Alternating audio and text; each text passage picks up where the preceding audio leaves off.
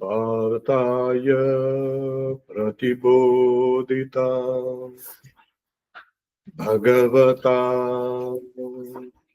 narayanena swayam vyasena kratita purana munina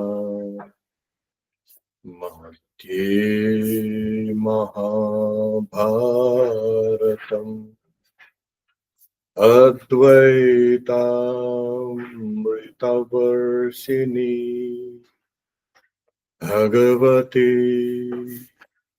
Astadashadhyayini Amba Tvam Anusandatami Bhagavad Gita Bhavatvechini.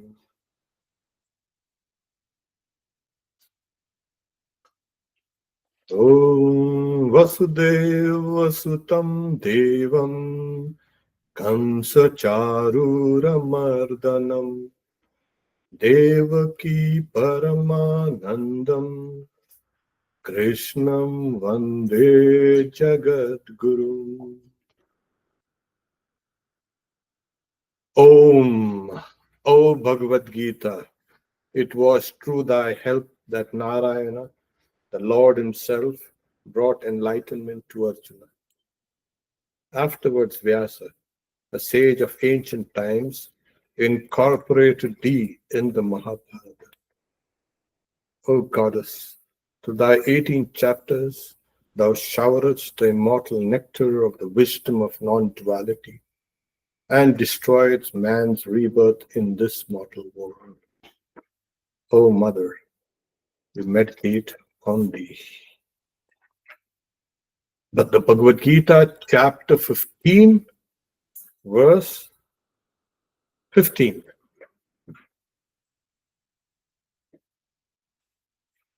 The title is Purushottama Yoga, the yoga of the Supreme Person.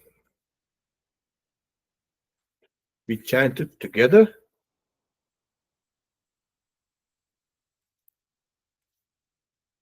Sarvasya chaham hridhi sannivesto matta smritir jnanam apohanam cha vedaisya sarvair ahameva vedyo vedanta krit veda videva chaham.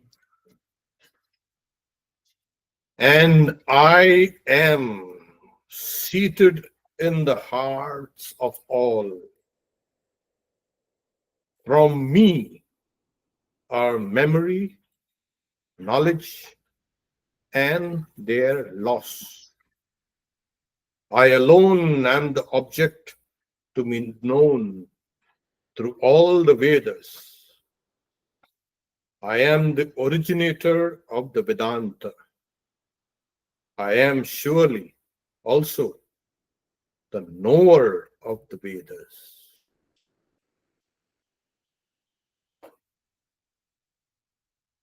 This is needs a long explanation. Those who have their copies of the Bhagavad Gita, read the translation so we can, those in the online can read the translation given on the screen. Now the Lord says, I am seated in the hearts of all beings, of all. In the previous chapter, he's saying, taking the form of Vaishvanara, I residing in all bodies of creatures, in association with prana and apana, digest all the 4 kinds of food. So we had seen that he has fire in us, the fire called Vaishvanara. He makes all the biological processes and physiological processes work. It's just otherwise impossible to live without the Lord. What he's trying to say is, without me, no life is possible. Now he's rising up to the mind also. Okay. What's the mind here? I am seated in the hearts of all beings. From me are memory, knowledge, and their loss. We know the mind has these memory, knowledge, and also we forget memory and we forget what we have learned. That's a universal experience. So that universal experience is there are a few explanations here.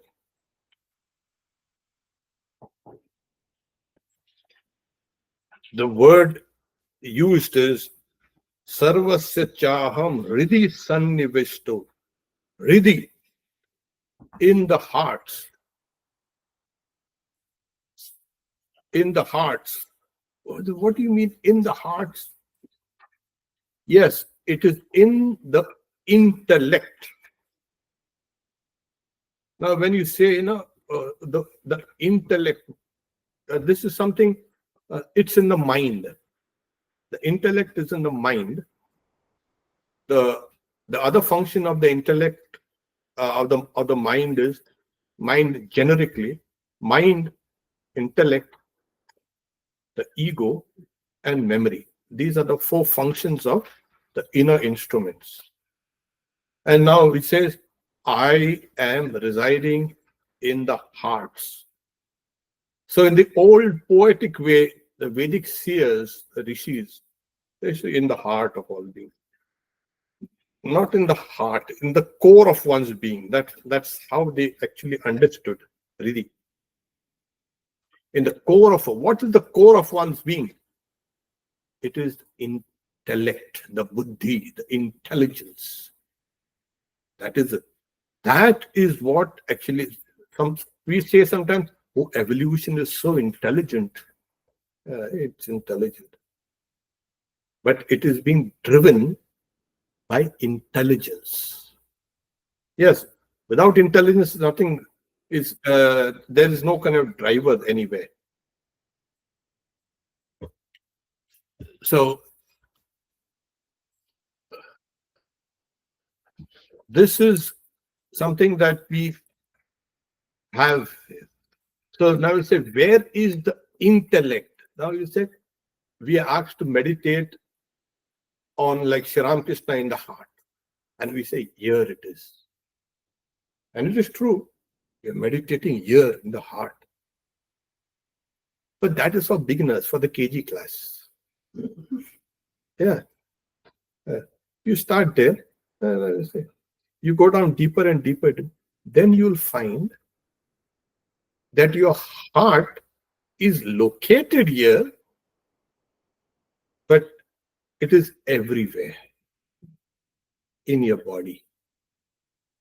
The end stages of your meditation on Sri Ram Krishna in your heart means you will see Sri Ram Krishna all over your body.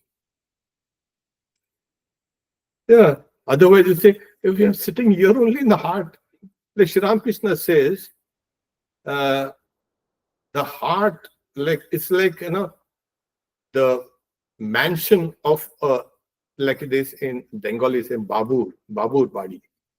The mansion of a gentleman, Babu. It belongs to everything, but he in a special place, he's there in the parlor most of the time. So that's the reason why we say, oh, you meditate here in the heart. Later on, you'll find that heart, your intelligence is everywhere. And you have to meditate on Sri Ram Krishna or Holy Mother or whoever you like to meditate. And you will find then it is everywhere. Okay. So remember this, those who meditate, otherwise it is everywhere. Because it says that as consciousness, he resides in the heart. That is, the commentator said, in the buddhi, in the hridhi. That means it is everywhere.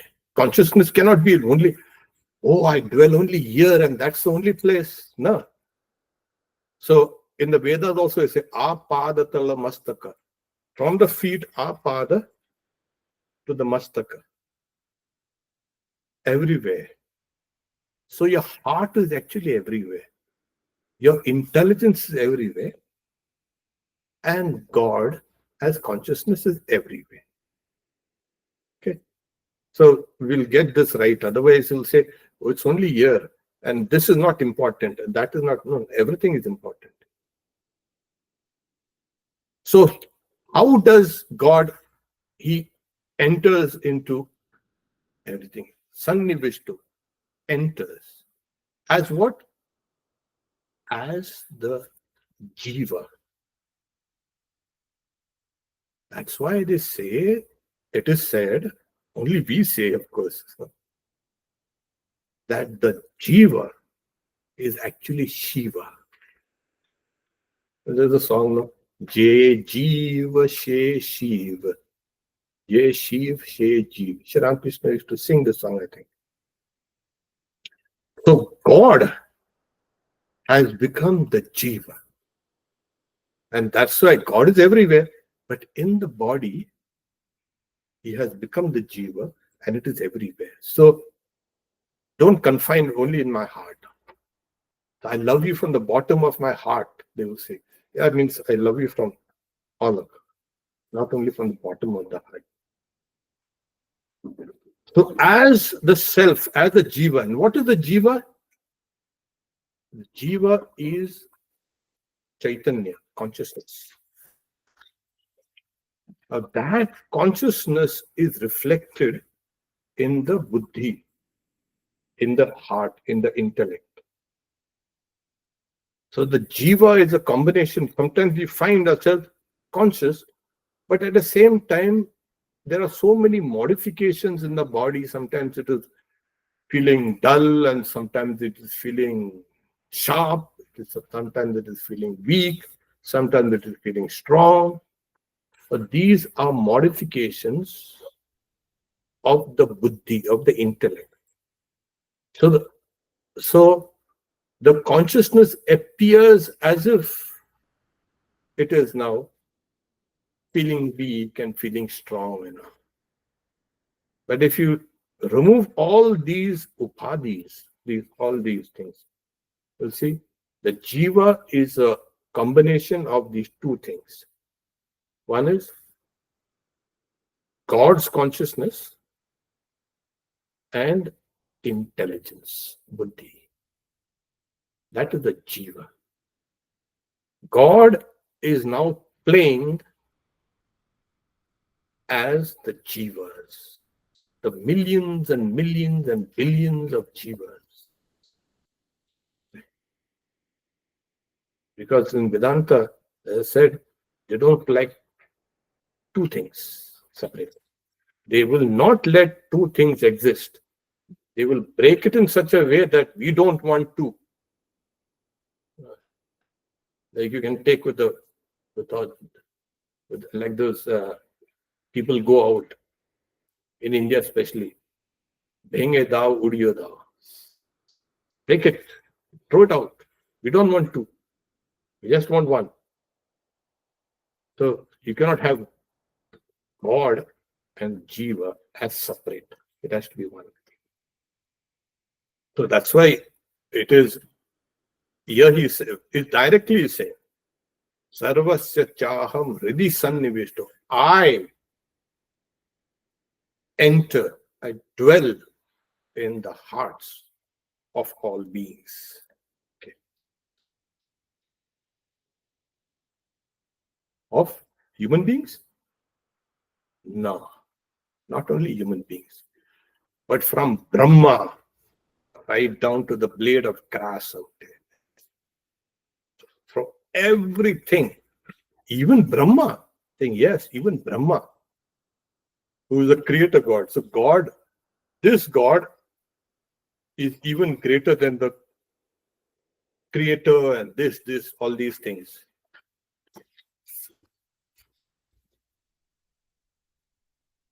And this is also found in the Upanishad also.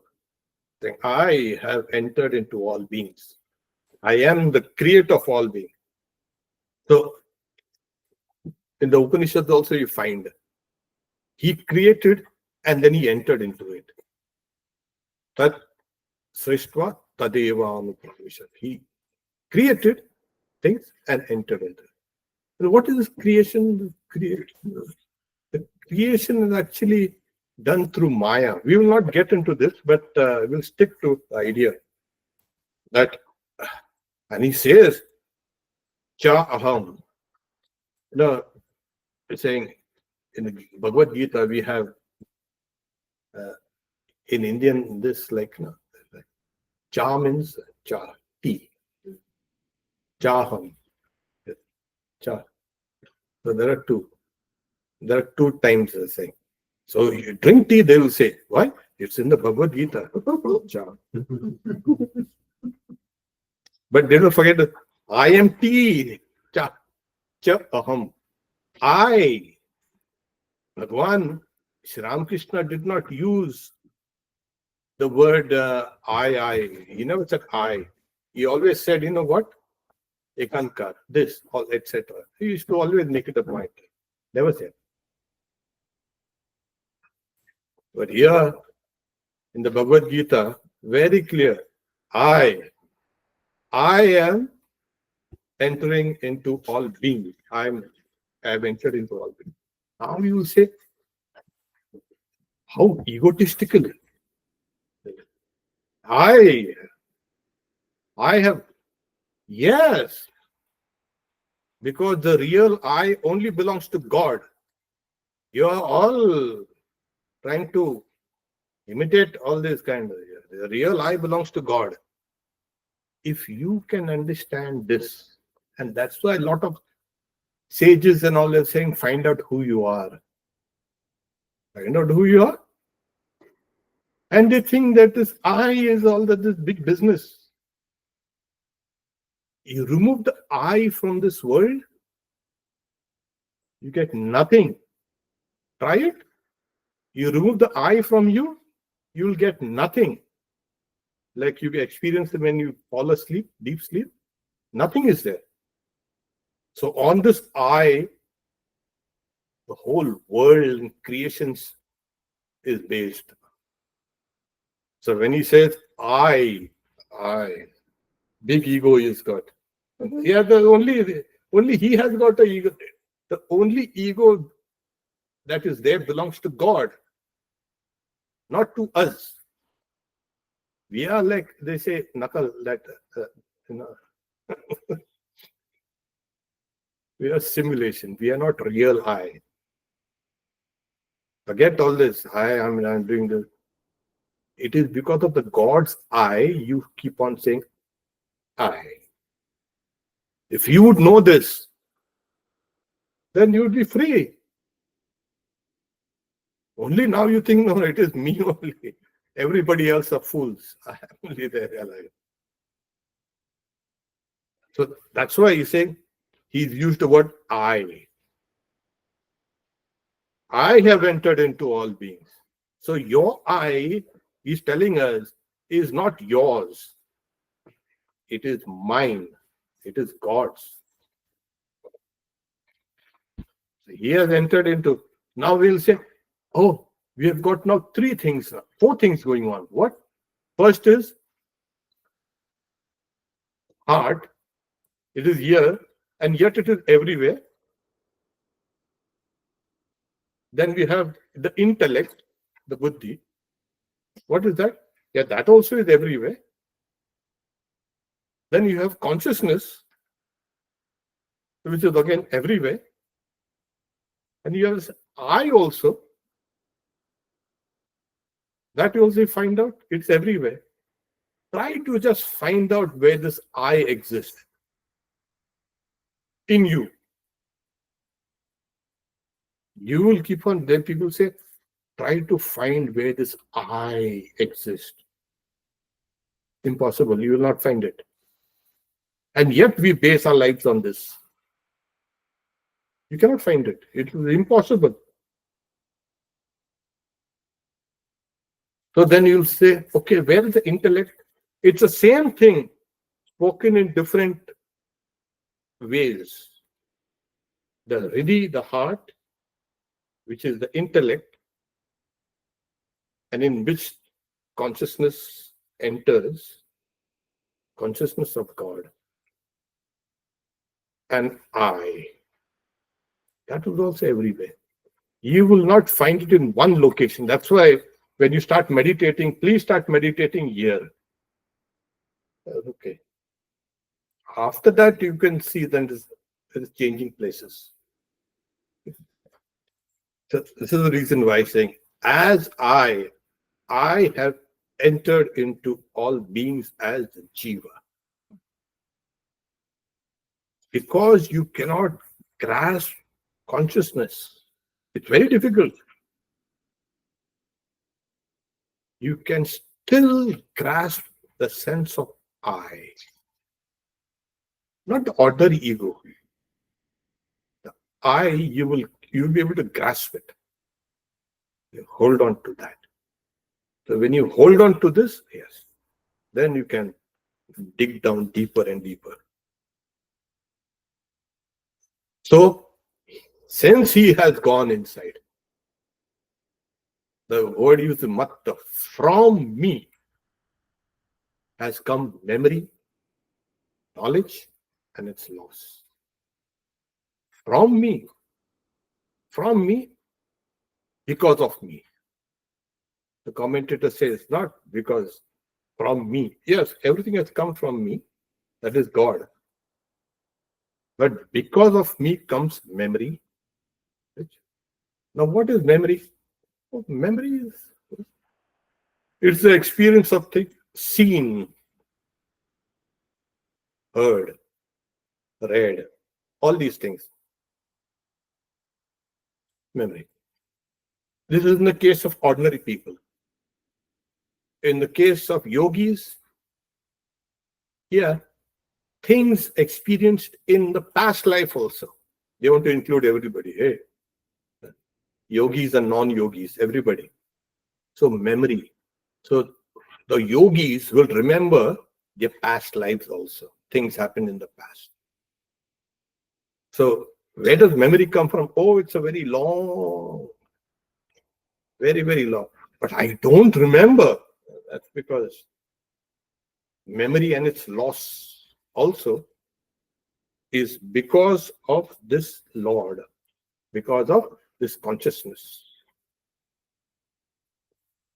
So this is, how does memory work? Well, when we see something outside, how do we know it? We refer to this, to something we have seen similarly in the past. And they both fuse. Okay, this is what it is. Oh, no. Oh, this. Okay, this is what it is. Now it is here. So your present perception is tallied with what you had seen in the past experience. And when they both say, oh, it is a fig tree. All right. Or you may have not seen a tree, but you have seen figs. And then you see, oh, it's a very, very complex network. It's not simple. I always give the example of like when I, in the Tapovan, Arlington, saying, when our guests go, they like to feed the fishes. And you throw those pieces of bread and you throw it, and then the fish jump up and they grab that piece of bread and they. That's an excellent illustration. So something comes from outside that you see. It comes inside. And then something from inside comes and grabs that. And then it falls down. I mean, the fish goes back. But it leaves a ripple. And this ripple goes right to the edge of that lake and then again comes back. Now imagine if you have 20, 50 or 100 fishes coming in and going out. The ripples are all choppy. The surface is choppy. So the surface of the mind is always in waves, because things are always coming in and you're constantly this being correlated. Who does this? This nobody knows. But when you go to sleep, then that pigeonholing is done. This in this category, that in that category. Now it's known. Those yogis knew it. And I have a nice sleep and then meditate. Okay. Otherwise, there will be confusion.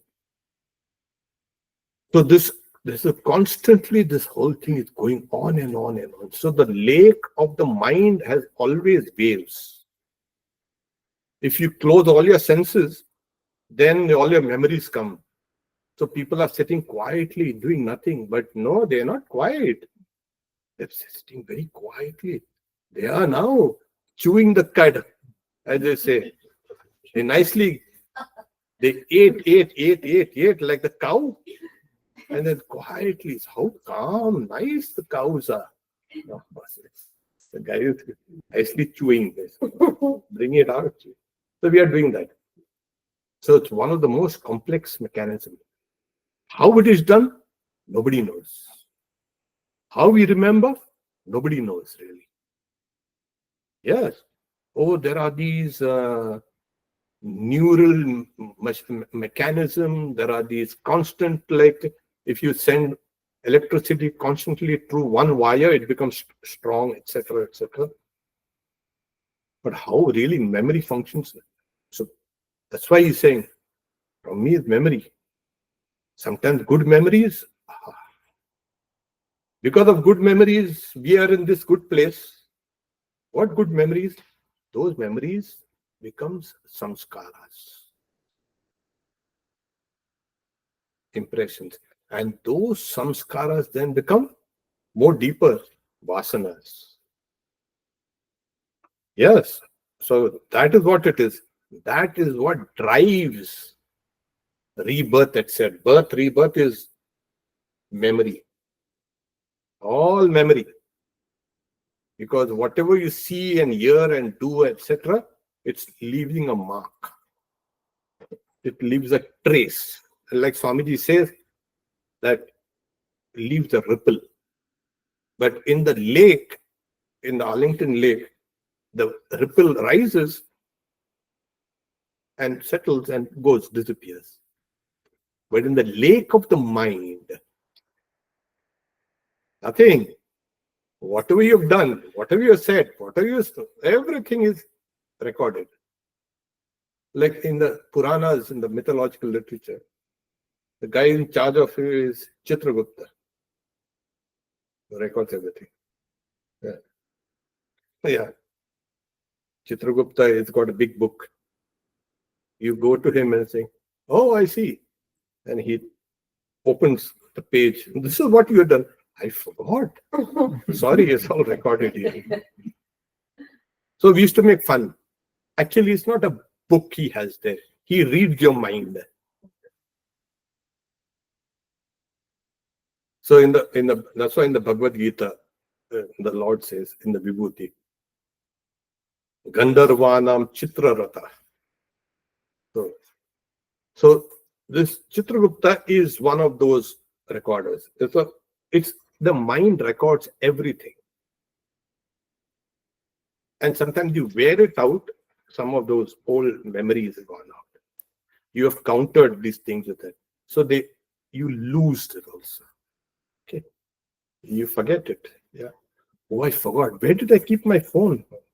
You're searching all over the place. Oh, here it is. You forgot that you kept it there. So human activities is all dependent on your memory. What is your DNA? All memory. Yeah. That is how everything runs. But then we say, oh my God, how is it possible? Everything runs. So there is something, a biological memory, And there is then this karmic memory, the memory of karma. And because of that, the whole universe is based on memory. It goes out into Mahapralaya, the dissolution, but it doesn't die out. Memory will not die out so easily. It will come back again and pull you also out. So it's a cyclic nature of the world. All the past memories, the samskaras go back and they sleep nicely. Even they like to sleep. They want to sleep. They sleep. And then when it's time, so Sri Ramakrishna says, what he says? Nicely he says.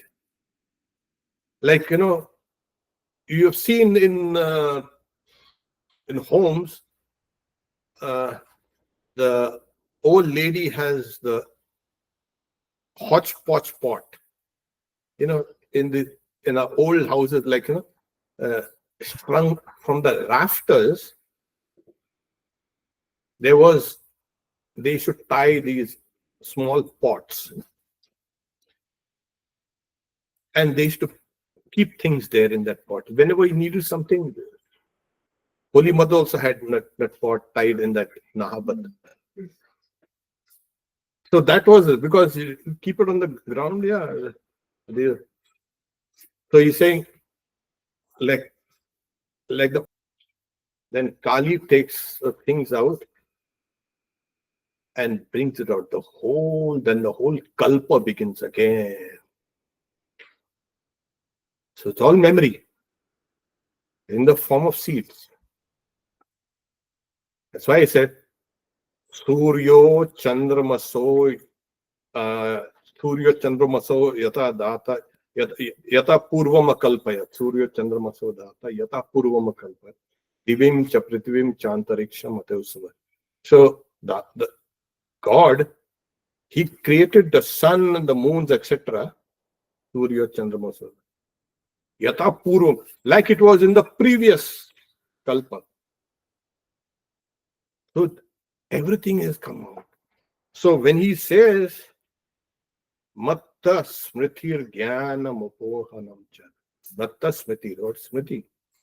It has a huge implication. It is not only talking about your memory. Oh, I forgot my phone here. Where's that? It's not here. From me has come the entire creation. Matta Smriti. That's what. Because, like I said, everything runs on Smriti, Samskara. Matta Smriti, Jnana, knowledge. What is knowledge? Yeah, the perception, the subject object. You see all these things here. Again, in case of the yogis, they see things which are far or at a different time also. That is in this 6 ways of knowing. In Vedanta, there's a long list of Pratyaksha, Anumana, etc. So you won't go into that. There are 6 ways of knowing Pratyaksha. Then you try to Anuman, that is trying to bring out the derivative of what you've seen. They also agree that there is something called yogic Pratyaksha. Yogis can see things which you cannot see. So that also is valid knowledge. This is Praman. So things you cannot see, like at a different time and a different location. Even that is knowledge. Sri Ramakrishna used to use both the methods to test desire. First is to see them through his yogic insight. And then he came and then he said, okay, show me your hand. Oh, all right. Like Swamiji said, all the signs are good. And when Swamiji was sleeping, he used to check him. Everything is good. Except you breathe very hard when you sleep. And the yogis say that's a sign of a short life. So when Abhedananda goes, he said, yeah, come closer. So he said, can you teach me yoga? He looked, come closer, he said, and then he looked, okay. Yeah, I'll teach you yoga. He's seen his eyes and all that. You were a yogi in your previous birth. Oh. And then Swami Premananda took a hand. Let's see how light your hand is. And he measured weight. Oh, this is good. This kind of light hand tends to spirituality. Heavy hand tends to go to kind of to the world. So he used both the methods. So here, Sri Ramakrishna had practiced. He knows. So he says, Jnanam is ordinary Jnanam as well as yogic Jnanam also. He knows both. So this comes from Matha, from me. From me has come Smritir Jnanam and Apohanam cha, even its loss. Because suppose you remember everything, you'll go mad. Ah, really? But generally, you'll find kama, krodha, lobha, that is desires, anger, greed, all these. Because of these, you forget things. People, there's a general forgetfulness. That's good. Okay. You will remember only the highlights. Suppose tomorrow if you ask me, hey, you went to that place, how was it? Nice. Then I'll say, you know what was there? I was there. I don't remember everything. Yes. If you remember every small detail, you're going to go crazy. Yes. So the lights were they're very nice.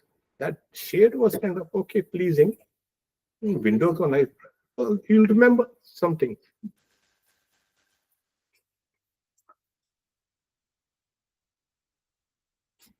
And then there's another reason for forgetfulness.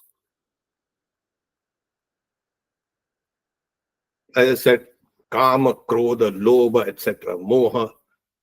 And then you have something called also diseases, vyadi. Because of diseases also, when a body is weakened, you start forgetting. I remember a long time back, there was a great scientist.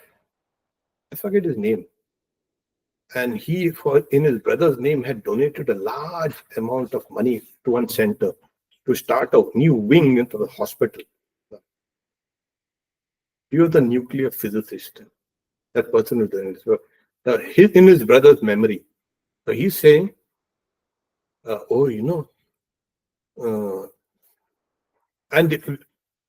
the other speakers are praising him. He's such a great scientist and this and that and all. So he's saying, my brother, in whose memory that I've given this money, was much more intelligent than me. Much more. But because he was constantly ill, his intelligence had become diminished. He uses the word buddhi kshoy hoigachi. That is shaya. That's the first time I heard something like this, because of disease also. Here the commentator says all these negative emotions make you forget things. Sarvasya chaham hridhi sannivishto. I go and stay in everybody. Matta smritir jnanam ohanam cha. Now he says, so till now he has spoken as what? God has become the Jiva. These first two lines are God who has entered Sannivishta Hridhi, he has come as a Jiva. And then he said, in his higher form, in this form as Saguna Brahman, and even higher. Vedaishcha Sarvait Ahameva Veda. Again he says, I am. So if you read your translation, I alone am the object to be known through all the Vedas. Vedanta Krit. I am. The Krit is to do. I am the originator of the Vedanta. And then Veda Videhachaham. I am surely also the knower of the Vedas. So he is the known, he is a knower of Vedas. What is the Vedas? Vedas is a collective knowledge of God. What is this collective knowledge of God? It is through the Vedas that this whole world is created. It's not a book only. Swami is very clear. So Suryo Chandramaso Data Yata Purva Makalpa, he created this according to the previous Kalpa. What is this previous Kalpa? Memory, yes, the knowledge. So the knowledge of the Vedas flashes in the mind first. How it flashes? Because the Lord first meditates. Now you know why you should all meditate. Because meditation, dhyana, was at the beginning of creation. God created this universe out of meditation. So dhyanam and jnanam, here you have, out of that knowledge. So the entirety of the knowledge is the Vedas. And through that, everything is created. Swamiji says the orthodox view is, why there's a cow outside? Because of the word cow in the Vedas. God created a cow because the idea of cow is there in the Vedas. Yes, that was the old orthodoxy. But now the Vedas is, and that's why these rishis, when they used to meditate, they would see these mantras. That's why it's called mantra drashta, one who sees the mantras. When you see the mantras, it is what? So they see in the mind of God. The mantras are part of that cosmic mind. So they saw that. And then they put it in the form of Vedic Sanskrit. So that's why he says, I alone am the object to be known through all the Vedas. So the Vedas teach, what do the Vedas teach? They teach of God, Akshara. All the Vedas, they are teaching only one thing. Like Sri Ramakrishna says, I tell you, I do not know anything but God. Yes. When you can come at this stage, say, I know nothing but God. So this is what, when you read the gospel or you read the Vedas, it's like, it's telling everything about God only. different aspects of God, the different sadhanas, how to get this, how to get there, how to get there. But ultimately, he's talking about God. What is this God business? It is like, now it's, of course, has become a business. In the name of God, so many things are happening. In the name of God, you're fighting and shouting and hitting and killing each other. What is this?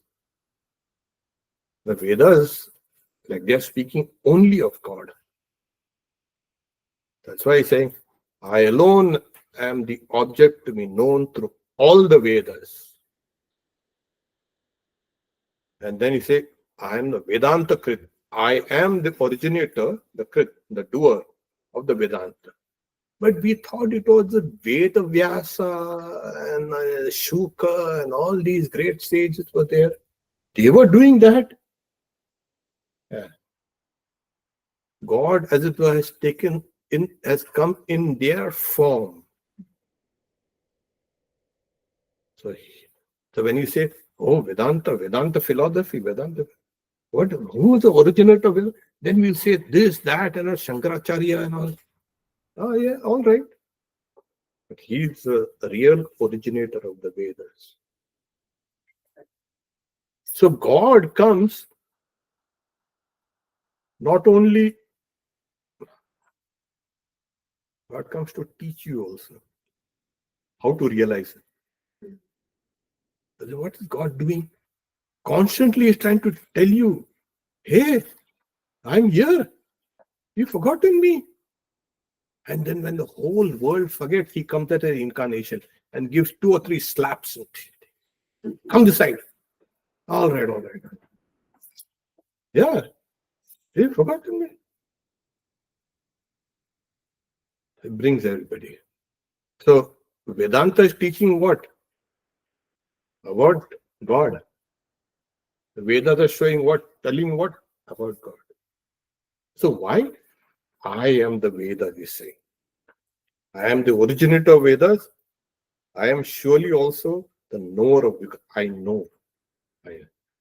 There was one time, there was one Swami was telling, you're talking about Vedas. Have you seen the Vedas? I said, the books. And some get quiet. I have not seen the Vedas. Books also. The entirety. Huh? And there was some, we have seen. Now you're seeing is a different thing. But do you know what is there? Yeah, we are like, when Girish Ghosh had come, when Swami Vivekananda was explaining, it's a newly published Sacred Books of the East by Max Muller. And he was explaining certain parts of to his disciple Sharat Chandra Chakravarti. So he's saying, Girish Kirkan is saying, so Girish, you're probably not interested in all these, no? You have to stop teaching that disciple, Swamiji. You're not interested. Nah. By Sri Ramakrishna's grace, he takes the Vedas. I have crossed over them.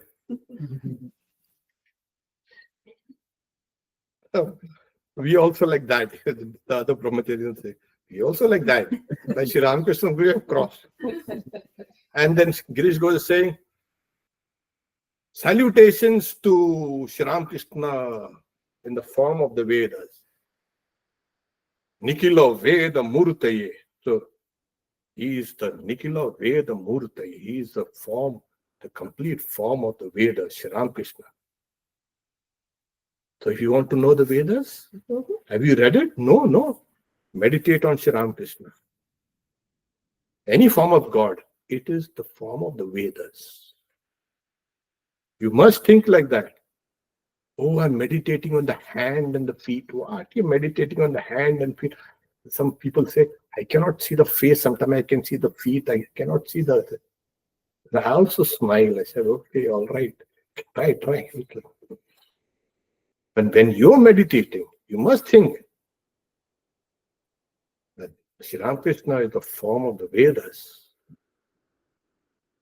And if you can meditate on that, you get the knowledge of the Vedas without reading the Vedas. Oh, wonderful. But that's a spiritual explanation. This is what actually is necessary for us to understand. So he is not only the originator of Vedas, he is the object of the Vedas, he is the knower of the Vedas. From him all the Vedas have come. Vedesya sarvair aham eva vedyo. Vedanta krit veda videva chaham. So he's, like I said, chaham, cha. Sarvasya chaham, cha, I. And I, cha aham, I. And as you have started, the only person who can say I, aham, is God. You cannot say I. That's why Sri Ramakrishna said, let this rascal ego be the servant of God. Yes. You should not say I. You must have that bhakti. So the I belongs to God. And if you can understand this, it's an approval. So there was one Swami, a long time back, he passed away. He had asked me to get a book. And the name of the book was I Am That. Nisargadatta. Okay. So I said, yes, sure. And he had no money, and so he knew that this guy had, even I had no money during that time. And I'm wondering how to get a book for it. Then I got the money, and then I thought, how to go to that bookshop. And I was putting it off every time. So he's calling every day. Did you get the book? Then, no, Swami, I'm giving excuses. Then he also got a little annoyed. Then he used to call, I am that. I thought,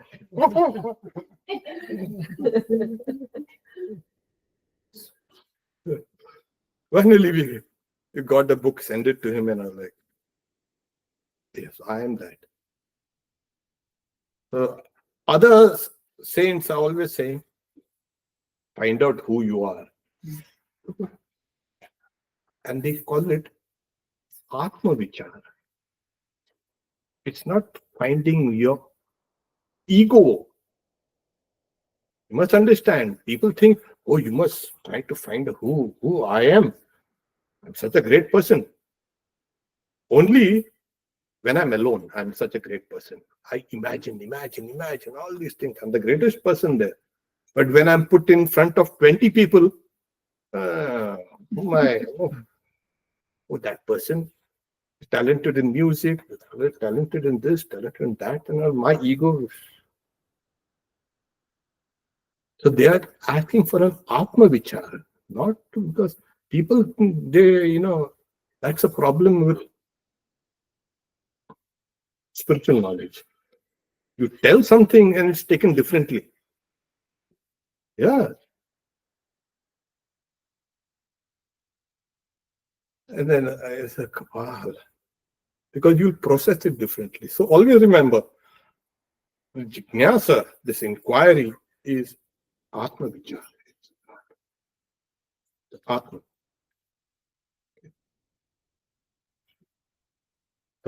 So here he said 2 times, he said, Chaham, Vedanta Krit, Veda Vidaya, Chaham.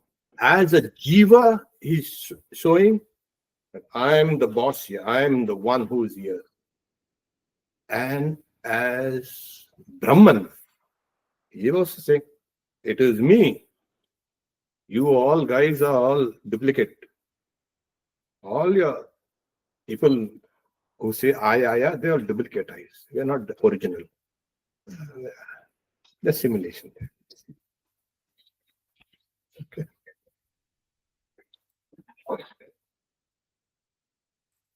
Now, yeah, just tell me. Now we have saying, what is this? He has spoken. You know why? Because he has spoken because this Sat and Chit and Ananda have become conditioned through Desh, Kal, Nimitta, time, space, causation. So it's a conditioned reality. Everything is under time. Kalosmi, he says Kal. And so everything is under time. It is in space. Obviously, we are all sitting down in space and now in time. Both are linked. And then when the moment you have Desha Kala, then you have Nimitta, that is causation.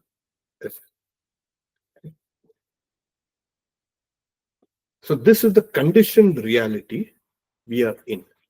He showed you that this conditioned reality is also me only. Now in the next verse, he shows the unconditioned, his unconditioned state also. He'll show the conditioned and the unconditioned. So those who have the Bhagavad Gita can read it. Dvavimo purusho loke shara evacha shara sarvani bhutani bhutasto shara uchyate. Yeah, wait. That needs a separate explanation. Uttama Purushastvanya. That's it. Here it is. Dvaimo. Imo in this Imo where? In this world, of course. Loke. In this world, there are two. What? Kshara and Akshara. Kshara is everything that is changeable, mutable. Kshara. Decaying. Everything that is subject to forces of other nature. Kshara. And Akshara. Now, especially in some commentaries, they have used Kshara as mutable, that changes, everything's changing, and Akshara is immutable, as the Paramatma. No, that's why the next verse, Uttama Purushastvanya, that is, but different from these two, is the Purushottama, is the Supreme Person. So when he says, there are in this world two persons, two Purusha. Two Purusha? Why is this? How many Purushas are there? Purusha means not you, Purushas, Nari Purusha, no, not male, female. Puri Shayate iti Purusha. So one who is sleeping in this Puri, the city, the body, is compared to the body, the city. Who is sleeping. Are you sleeping? Yeah, because you are not waking him up. Aham Atma Gudakesha Sarva Bhutasha. I am as the Atman. So just now we had this. Oh, please put your phones, not today, I think sometime back. Put on this airplane mode or sleep mode, something like that. Sleep mode. We also put God into sleep mode.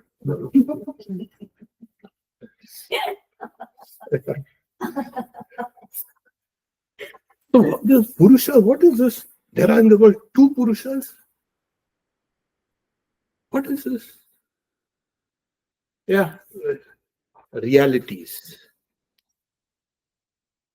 There are in this world two realities. What? Two?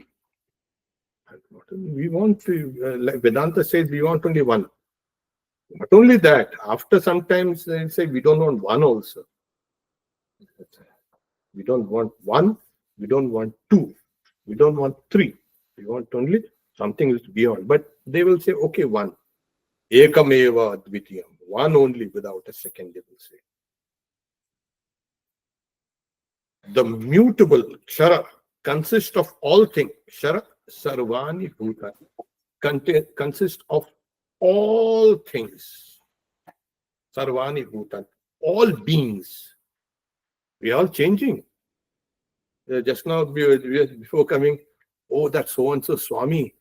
Oh, he's 92, 94, 90. There's somebody, oh, he's 100 years old. Oh my God. We have seen those people much younger. Kshara. You and me also, by the time we are sitting down here, I think for 1 hour, we have already become Kshara. Oh, the Swami is giving this talk. Oh, back is aching. Oh, when is going to finish it up? There will be time for us to go home. What is this? This is not Kshara. So this is reality. Yeah, of course. I like to drink a little glass of water, and this one was keeping on talking. Like you all don't have a glass of water. I'll have a sip for you. Don't worry.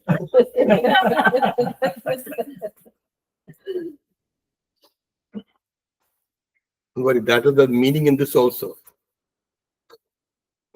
Once Sri Ramakrishna was returning to Dakshineshwar,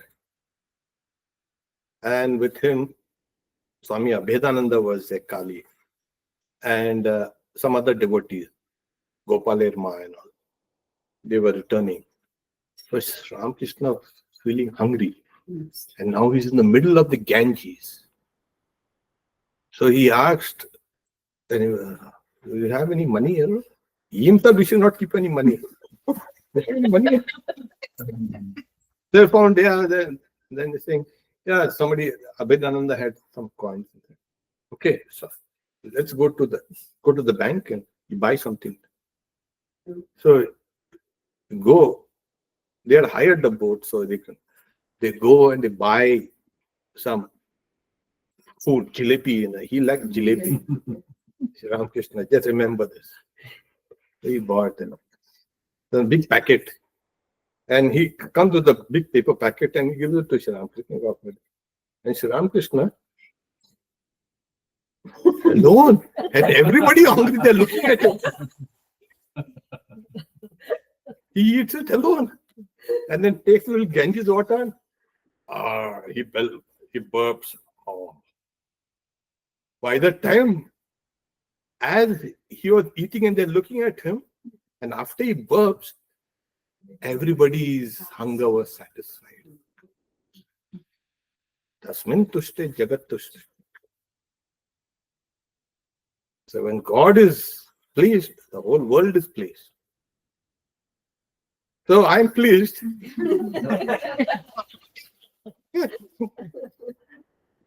That's why they say, why should we pray to God? There's so much problems in this world, and this headache and that headache and this problem. Go and pray to God. But what is this? At least do that. So when God is pleased, the world will be at peace. That is that nobody wants to pray. They're only saying, oh, God, take care of my headache. Don't do that. Oh God, look after all of us. Then it makes sense. So why is then this called a Purusha? Because in the 17th verse is saying, Uttama Purushasvanya. That Uttama is Anya, other than this Kshara and Akshara, the Anya. There's another.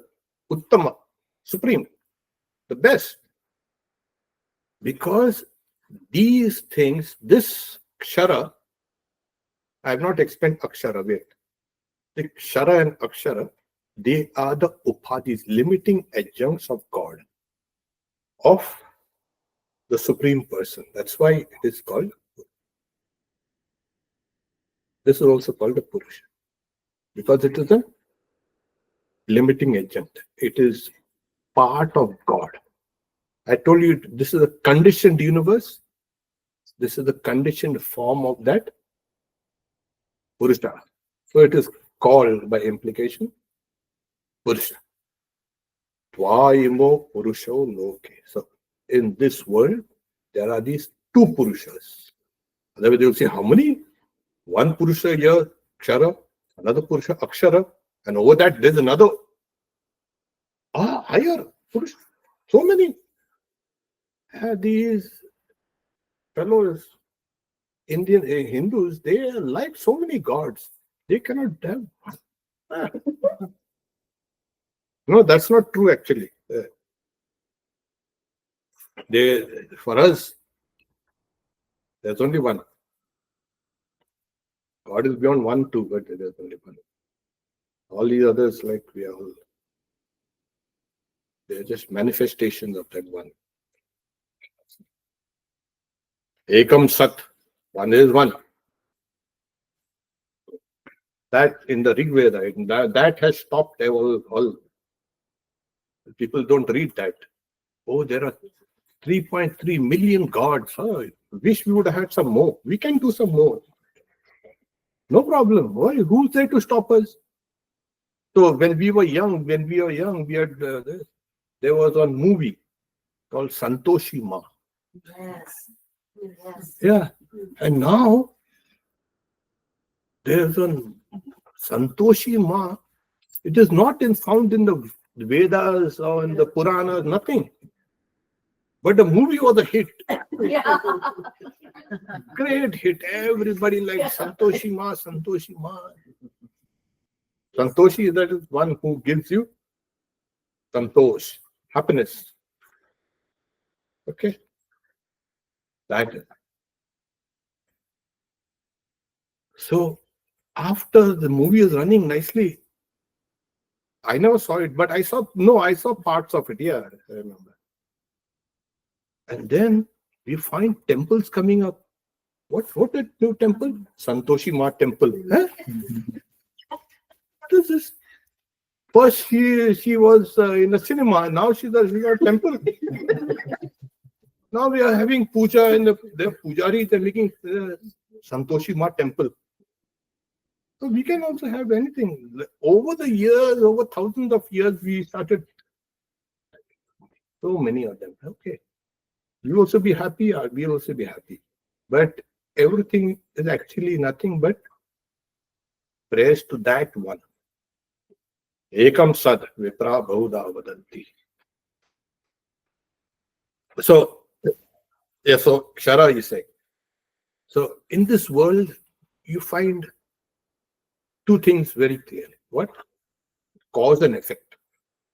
So we are sitting here. What is the cause? There must be a cause. Oh, we decide to organize an Gita class. So this is the effect. And this effect will be another class next month. Always. So it was like, so we decided, let's have a Gita class and people will come and listen to the words of God. So always there's a cause and effect everywhere. Sometimes we see one side and say it's cause, and the other side is effect. Okay. So we'll say ghat and pat, ghata and pat. But you don't see, do you see it is the cause of that ghata is mrittika, clay. Why the clay is there inside, but why you're not calling it clay? Why not calling mrittika? Just ghat. No. So cause and effect are both together. Always. Everything you see is a mixture of cause and effect. Nimitta. This is the nimitta. This cause of things. Cause, effect, cause, effect, cause, effect. Everything is a cause, effect, cause, effect. There's no thing that is separate. That is why they say that in this world, if you want to understand the world, understand it through both these: cause, effect, cause, effect, cause, effect. And within Desha and Kala, within time and space. These three things are there forever and ever and ever. So he said, Kshara, the mutable, is there. That is the effect. Then what's the cause? Akshara, the immutable. Now, just to make a distinction between, because Brahman also is called Akshara. Etadvai Aksharasya Prasasane Gargi Suryo Chandramaso Vitrita Tishtati, etc. Long. This under the mighty rule of this imperishable, everything is there. You know who rules us? Akshara, God. You think you're in charge of your life. Forget it. All that's another illusion. That's another Maya. Nobody, everything is run by God. So it's a very long chapter. It's dialogue between Yajnavalkya and Gargi. Okay, let's not stray there. So Akshara. So in the Upanishad, Akshara is that. Yes. Akshara means many things. Immutable. That is things which do not undergo any change. But here, Bhagwan Bhashyakar and also the commentators say, yeah, just to put this into context, because in the next verse comes Purushottama is different. So this Akshara is Maya. Because Maya cannot be destroyed. Oh, it's impossible. Because from there, everything has come out. So what is this Maya? Maya? What is Maya? Yes, we know. We are sitting here talking, listening. This is one form of Maya, the Vidya Maya, knowledge Maya. So in the Shvetashvatra Upanishad, saying, no nature to be Maya. And the ruler of this Maya is the Lord himself. Mayam tu prakritim vidyat, Mayin tu Maheshwara. No nature to be Maya. Everything in nature. And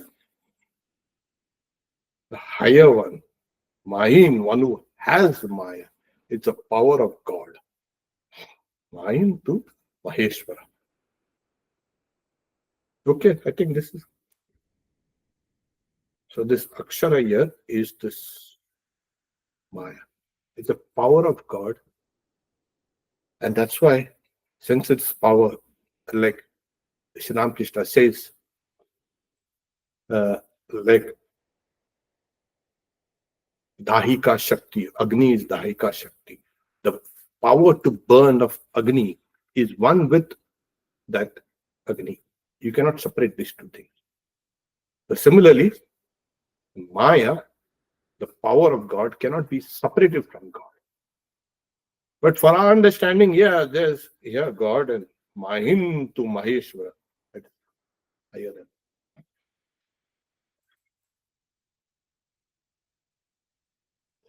So the Kshara consists of all Sarvani Bhutani, all beings. Akshara is the Maya, the root of all beings. We'll like Trigunatmika, made of three gunas, etc., etc. That's okay. But Akshara is Maya. It is called Kutastha. That's why it's called Kutastha. Why is it called Kutastha? Oh my God. Kutastha. Kuta is also another word for Maya. Kuta. There's Rashi. One meaning is the heap. But Kuta, is Maya. Why? Because it is covering, distortion, avarana and vikshepa. That's why it's called kutasto. That's why the Bhagavan Bhashyakara went to this idea. Akshara is not that Brahman, because it's kutastha. So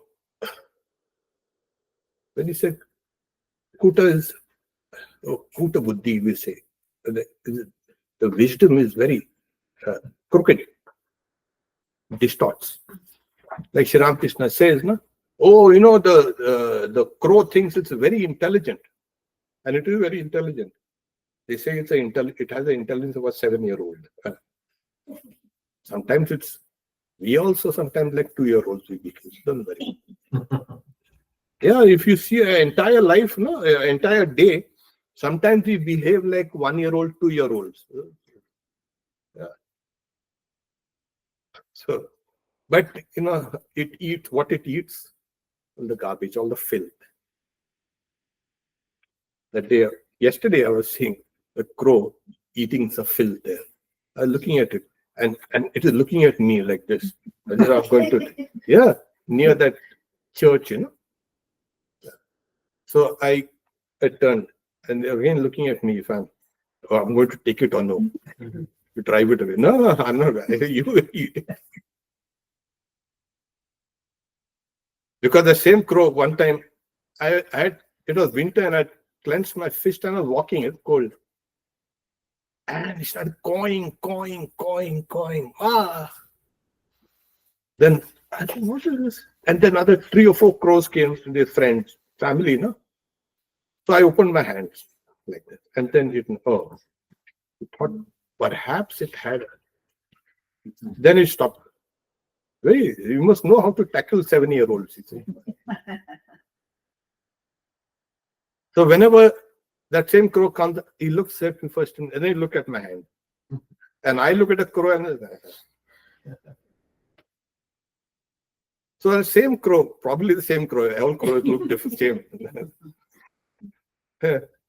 Eating and looking at me. I said, maybe intelligent, because I saw that the crows are intelligent. But yesterday I saw it is eating filth. Yeah. So people think they're very intelligent. So that's kutastha buddhi. That is distortion. Okay. So a false thing appears because the real thing is hidden. That's a kuta. And kutastha, that is, he is kshara sarvani bhutani kutastha akshara uchate. Some of these verses, I could go on and on the whole day trying to explain it.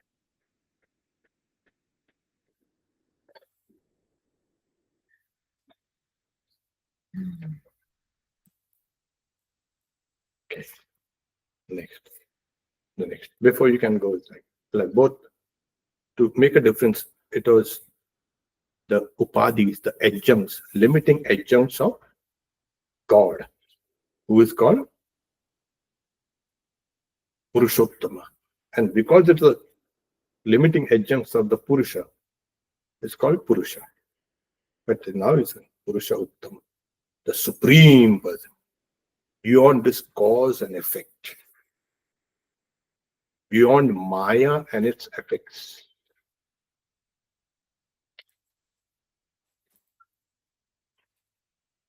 Uttama Purushasmanyah Paramatmetyudharitaha Yo Lokatrayama Vishya Vivartya Vyaya Ishvaraha.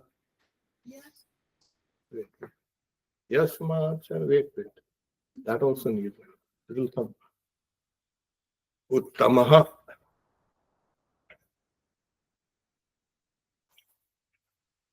So it's a comparative degree, in Taratamya. Uttama. Oh. I had a friend, a roommate. Uh, his name was Uttam. Poor fellow, he passed away. It's nice. So we used to make Uttama. What? Of what? Uttama what? He got no quality only. Yeah, he's a nice person, but yeah, he's trying hard to meet the standards of.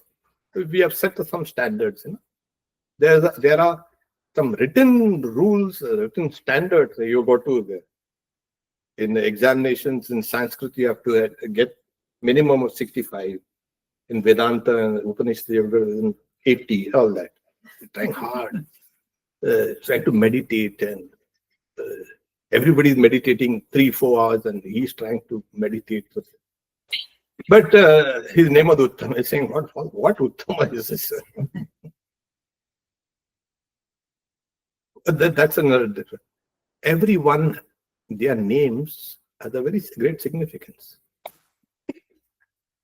It's an ideal you strive for your own life. Somehow the name, it just doesn't, nobody just selects the name. There's a metaphysical connection. When just before you're being born, the moment you're born, that name comes and touches you. Hey, there is my jiva. This jiva will be called like this. At least in India, we'll find it. Now what? That person has to meet that standard.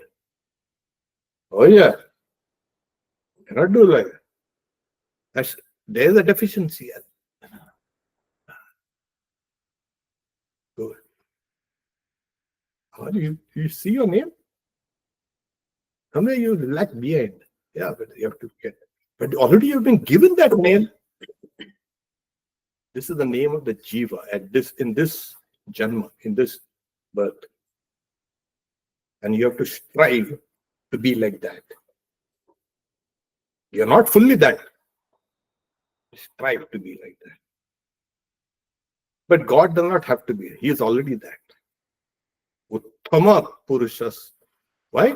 To Anya, from the others. Why? Because Paramatma iti. Why? Because of the Paramatma. He is the Paramatma. Who is that? Udarita has been spoken of. By who? The Vedas and the Vedanta. Not you and me. Like Sri Ramakrishna was saying, now one doctor and another runs a theater. They are saying he's an avatar. Well, avatar. What do they know about avatar? Great Pandits had declared me to be like Padma Lochan. Tomorrow's talk I'm going to speak on this. Great Pandits. The one fellow runs a medical shop, another fellow runs a theater. That is Girish Ghosh, theater, and Ram Babu, medical shop. They are together. What did you know about avatar and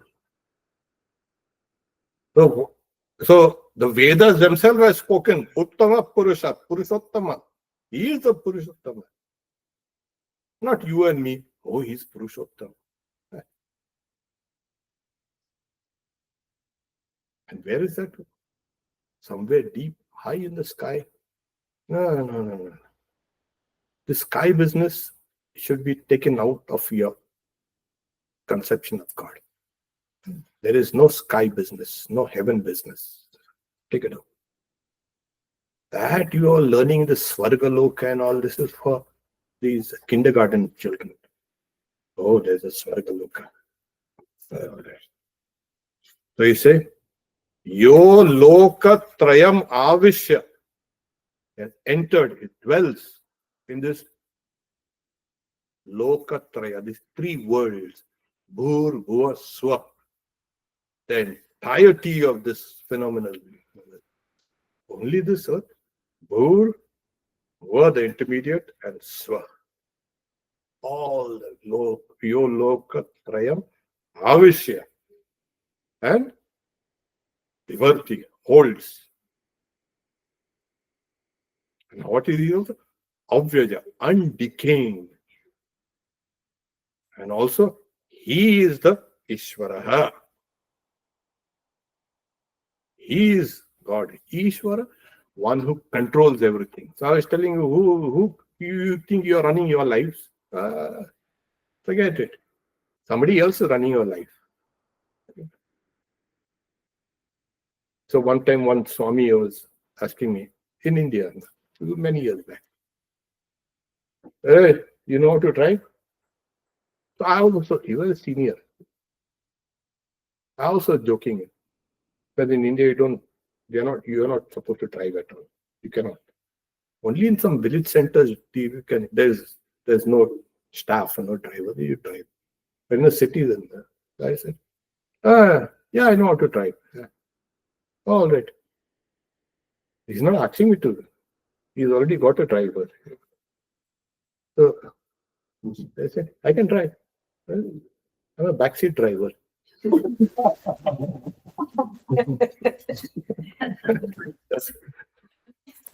Backseat driver. Like he's a smart fellow. There are some people, sit on behind. Don't right. Look at the left. Go fast. Backseat drivers. So we think we are running the show. There's a backseat driver there, God, Ishvara. He's running the whole thing. So we have to be careful when we say, we are running the show and this and that. Okay, what we will do is here, we will stop here. We will explain this next. Because, again, it has to be explained correctly. Otherwise, I will simply have to rush to this, which I will not be able to. I won't like it. Okay. So those who have questions on the... no questions. No questions there.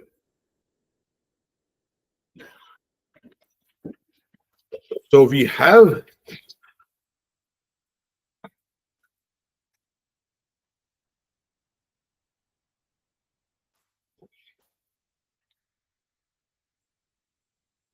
what questions? Okay. Yeah. So okay. Yeah.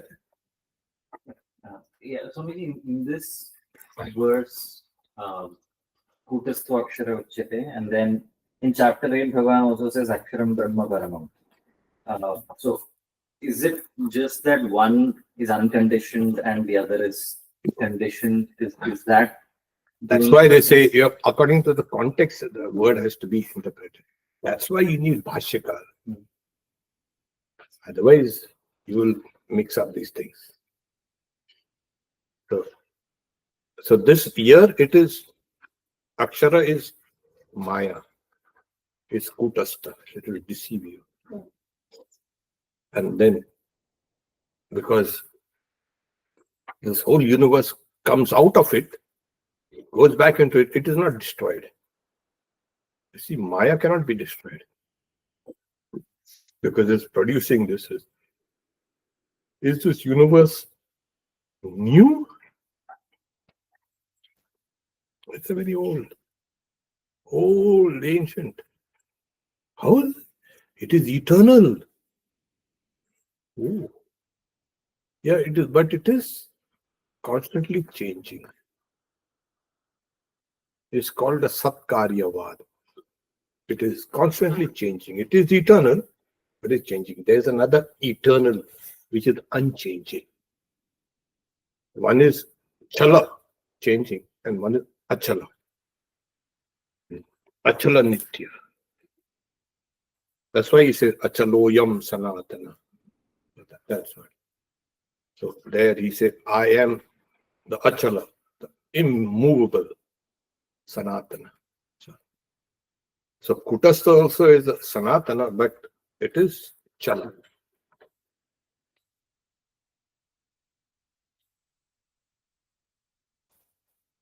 How can we, so related to that point, how can we kind of like understand that Akshara is Maya? Because like the word means immutable, right? But Maya is immutable. Yeah. So Why is that? What, in the other one, I get it, like Shana. yeah, that's the same thing. Yeah, I still don't get it. I don't get how I can intuitively understand that from the word Akshara. It is Kutastha. The Kutastha, something that is real is covered and showing something else. This is the great doctrine of Shankaracharya called the Vivartavada. The changes what you see is an appearance, not real. So when you see this, oh my God, look at this. It's an appearance, abhasa. So that the foundation of this appearance is in a way immutable because it's constantly throwing up something constantly. So the ground is Akshara. So how do we know it is not Akshara Brahman? Because he is spoken of, he himself says that I am beyond these two Purushas. Dva imo Purusho loke chara akshara evacha. These are two Purushas. And the chapter itself is Purushottama. He has to show himself. But where is that?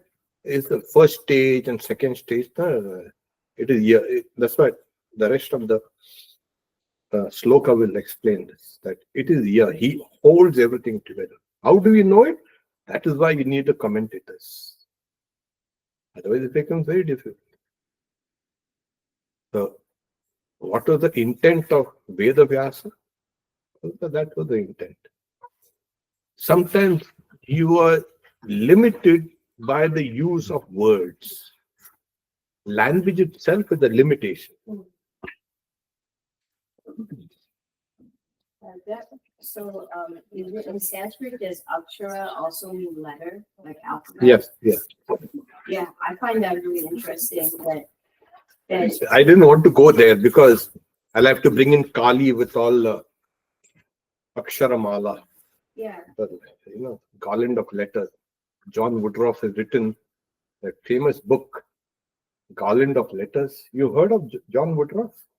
Arthur Avalon. He was a very great tantric sadhaka, a Britisher.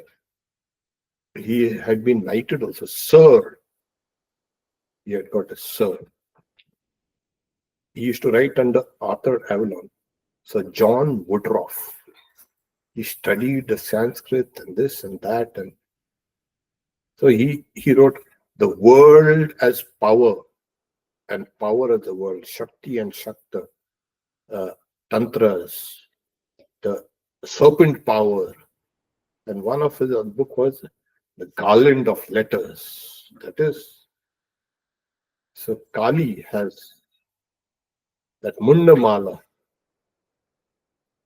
this the Akshara. So there, Akshara. So certain things are Akshara. They are not to be done because those sounds are Akshara in a way because they cannot be destroyed. Because they come from Om. Om iti eva aksharam Brahma. Om is the akshara, the letter of Brahman. So Om cannot be destroyed. Why? Because the symbol, it's a name of God.